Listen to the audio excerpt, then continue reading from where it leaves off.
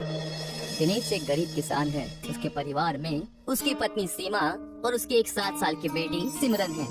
तीनों लोग खेती का काम करते ही अपना पेट पालते हैं और उसी में खुश है। मैं बीज लेकर आ रहा हूँ, तुम लोग तब तक बैलों को लेकर खेतों में जाओ। सीमा और सिमरन खेत पहुंचकर इंतजार करते हैं और दिनेश बीज लेकर आ जाता है। दिनेश उन्हीं बीजों को अपने खेतों में बोने लगता है। सीमा और सिमरन भी बोने के काम में उनकी मदद करती है। तभी एक आदमी उनके खेतों के पास से गुजरता है और दिनेश को डांटता है, तुम इस नाबालिग बच्ची से काम क्यों करवा रहे हो? इसके तो अभी पढ़ने लिखने और खेलने की उम्र है। ये मेरी बेटी है और अपने ही खेत में काम कर रही है। तुम्हारी बेटी ही क्यों ना हो, तुम इससे बाल मजदूरी नहीं करा सकते। ये कानूनन अपराध है और तुम्हें इसके लिए जेल भी हो सकती है। कल से अपने बेटी को स्कूल भेजना। अगर मुझे फिर से खेत में काम करते हुए देखी तो मैं तुम्हारी कंप्लेंट कर दूंगा। वैसे भी मैं सरकारी विभाग में काम करता हूँ। उस आदमी की बात सुनकर दिनेश घबरा जाता है और सिमरन को स्कूल भेजने का फैसला कर देता है। वो खेत को अधूरा जोता हुआ छोड़कर स्कूल जाता है और प्रिंसिपल से मिलता है। मुझे अपने बेटी का दाखिला इस स्कूल में करवाना है। ठीक है, एडमिशन शुरू हो चुके हैं। आप 20,000 रुपए एडमिशन फी भर दीजिए। मैं आपकी बेटी का एडमिशन कर दूंगी। आप 1 हफ्ते में फीस जमा कर दीजिए, फिर एडमिशन बंद हो जाएंगे।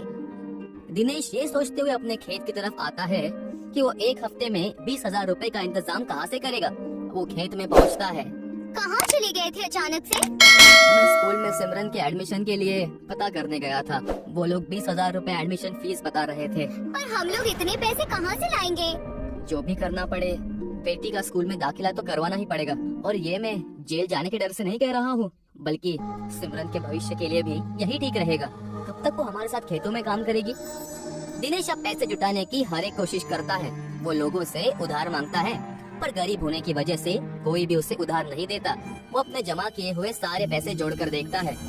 ये तो सिर्फ 3,000 ही है। 2 दिन निकल गए हैं। अगर जल्दी ही पैसे नहीं जमा पाया तो मेरी सिमरन इस साल स्कूल नहीं जा पाएगी। जब दिनेश के पास कोई रास्ता नहीं बचता तो अपने घर का अनाज बेचता है। क्या कर रहे हैं जी आप? अनाज बेच देंगे तो हम लोग खाएंगे क्या?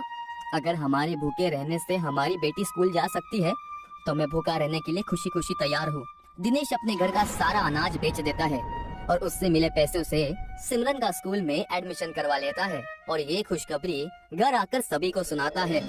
दाखिला हो गया है। अब कल से मेरी बेटी स्कूल जाएगी और पढ़ लिख कर कोई अच्छी नौकरी करेगी। अगले दिन से सिमरन स्कूल जाती है, पर जैसे ही वो स्कूल पहुंचती है, वो देखो, उस लड़की ने कितने गंदे कपड़े पहने हैं। ये तो कहीं से भी स्टूडेंट नहीं लग रही है।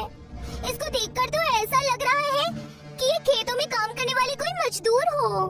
सिमरन ने वही फटे हुए और मिट्टी से सने कपड़े पहने हुए हैं जिन्हें पहनकर वो खेतों में काम करने के लिए जाया करती है।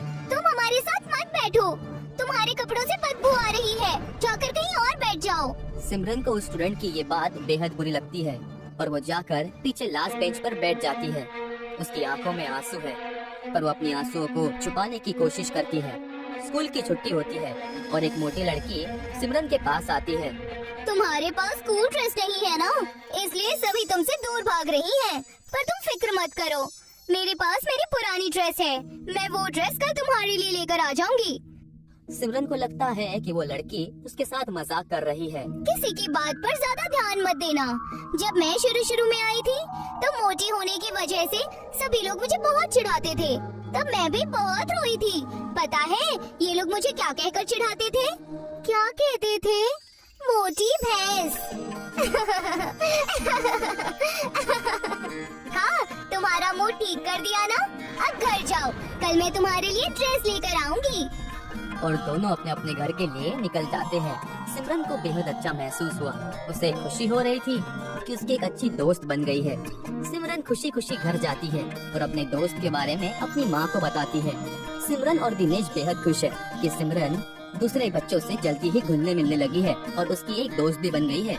अगले दिन जब सिमरन स्कूल जाती है तो वो मोटी लड़की पहले से वहाँ एक ड्रेस लेकर पहुँची हुई थी। ये लो, वॉशरूम में जाकर ड्रेस चेंज करके आ जाओ। सिमरन ड्रेस चेंज करके आती है, पर ये ड्रेस उस पर बेहद ढीली हो रही है। उसके साथ ही उस ड्रेस को जगह जगह से चूहों ने काटा हुआ है, जिस पर पूरी ड्रेस पर छेद हो रखी है। सभी स्टूडेंट्स उसका मजाक उड़ाते हैं। वो देखो, उस लड़की ने कितने ढीले कपड़े पहने हुए हैं और कपड़ों पे छेद भी हो रखे हैं। हाँ, ये छेद देखकर तो लग रहा है कि ये कपड़े चूहों ने अपनी दावत में पहने थे। वो मोटी लड़की भी उन्हीं के बीच खड़ी है। ये देखकर सिमरन को लगता है कि उसने जानबूझकर सिमरन को ये फटी हुई ड्रेस दी है ताकि स्टूडेंट्स उसका मजाक उठा सके। सिमरन रोती हुई स्कूल से निकल जाती है। मैंने किसी का क्या बिगाड़ा है? सभी लोग मेरा मजाक क्यों उड़ाते हैं? पर ये बात मैं घर पर नहीं बताऊंगी, नहीं तो मम्मी पापा को बहुत फिक्र होगी। अब सिमरन मजाक बनने के डर से स्कूल जाना छोड़ देती है। वो सुबह घर से तो निकलती है पर स्कूल नहीं जाती है और 1 महीने तक ऐसा ही चलता है, जिससे प्रिंसिपल सिमरन का स्कूल से नाम काट देती है। जब ये बात दिनेश को पता चलती है तो वो सिमरन को बेहद डांट लगाता है। तुम्हें पता है, तुम्हारे दाखिले के लिए हमने घर का अनाज तक बेच दिया और तुम स्कूल जाने की बजाय रास्तों पर समय बर्बाद करती हो। तुम तो कह रही थी कि स्कूल में तुम्हारी एक अच्छी दोस्त बन गई है, फिर क्या हो गया? ये सब क्यों किया? सिमरन सारी बात बता देती है कि कैसे फटी ड्रेस होने की वजह से बच्चों ने उसका मजाक उड़ाया और मजाक बनने की वजह से उसने स्कूल जाना छोड़ दिया। ये बात सुनकर तीनों लोग रोने लगते हैं।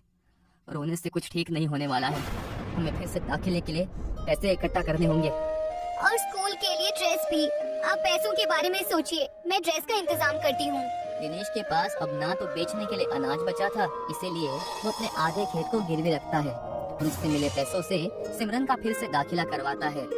सीमा भी दिन रात मेहनत करके घास को बुनकर सिमरन के लिए स्कूल ड्रेस और स्कूल बैग तैयार करती है। सिमरन घास की स्कूल ड्रेस पहनकर और घास की बनी बैग को पहनकर स्कूल जाती है, पर फिर भी स्टूडेंट सिमरन का मजाक उड़ाते हैं। पर इस बार सिमरन किसी की बात पर ध्यान नहीं देती, वो मन लगाकर पढ़ाई करती है। मेरे पापा ने मेरी तालीम के लिए खेत तक गिरवी रख दिए हैं। मैं एग्जाम में अच्छे मार्क्स लाकर पापा को खुश कर दूंगी। एग्जाम का रिजल्ट आता है और सिमरन अपने क्लास में फर्स्ट आती है। जो भी स्टूडेंट्स फटे कपड़ों की वजह से उसका मजाक उड़ाते थे, वो उससे माफी मांगते हैं। हमें माफ कर दो सिमरन, हमें लगता था कि सिर्फ नए कपड़े पहनकर ही पढ़ाई की जा सकती है, पर तुमने तो फटे हुए कपड़ों में ही क्लास में टॉप कर दिया। अच्छा, मैथ्स में हमारे कुछ डाउट्स हैं, उन्हें क्लियर करने में हेल्प करोगी ना? हाँ हाँ, जरूर करूँगी। क्लास में टॉप करने पर सिमरन को स्कॉलरशिप मिलती है, जिसमें उसकी फीस की माफी के साथ साथ स्कूल ड्रेस और कुछ नई ड्रेस भी मिलती है। ये देखकर दिनेश और सीमा बेहद खुश होते हैं। हमारी बेटी ने तो कमाल कर दिया, खेत गिरवी रखने का अब मुझे कोई दुख नहीं है। अब तो कल से तुम नई ड्रेस पहनकर स्कूल जाओगी। नहीं माँ, मुझे आपकी बनाई हुई ये घास की ड्रेस ही पसंद है। इसी ड्रेस को पहनकर मैंने क्लास में टॉप किया था और इसी ड्रेस को पहनकर मैं आगे की पढ़ाई भी करूँगी। सिमरन घास का ड्रेस पहनकर स्कूल जाती है। अब वो और भी ज्यादा मेहनत करती है और आगे भी हर एक क्लास में टॉप करती है। सिमरन को कॉलेज से ही प्लेसमेंट मिलती है और वो अपने जॉब की पहली कमाई अपने पापा दिनेश को देती है। ये लीजिए पापा, आज मेरी फर्स्ट सैलरी आई है। आज मुझे तुम पर बेहद गर्व हो रहा है। मैं आज जो भी हूँ आपके और माँ के प्यार और सपोर्ट की वजह से हूँ। सभी खुश हो गए तो अपनी जिंदगी जीने लगे।